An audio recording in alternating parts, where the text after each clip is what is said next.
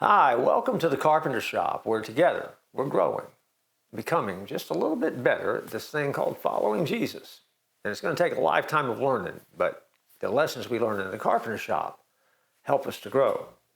Jesus grew up in the Carpenter Shop. He learned life lessons.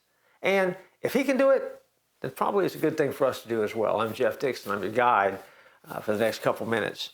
I want to share with you Matthew chapter 5. Verse 10, it says this: "Blessed are those who are persecuted for righteousness' sake, for theirs is the kingdom of heaven."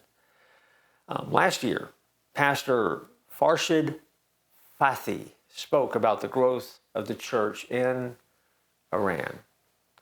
See, Pastor Farshid spent years in Iranian prisons for his faith.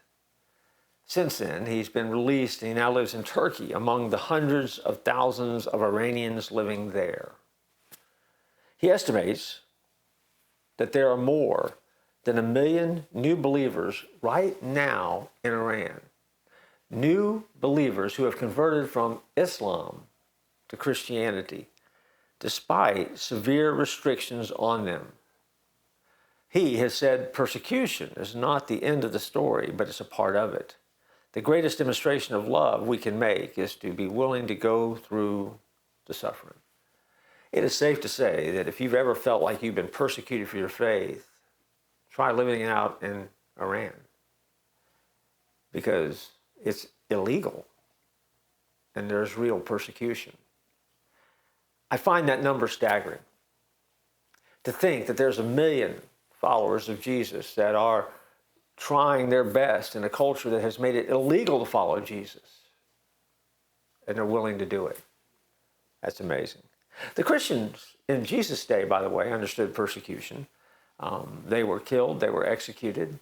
Christianity in some arenas was illegal. But no matter what you legalize, at the end of the day, you can't legalize what people believe. And so we're reminded we should never be intimidated. And if persecution comes, as we read in the verse, we can rest assured that God is going to bless us and be with us in the midst of it. And so, let me end this particular episode of the Carpenter Shop is pray for the church in Iran.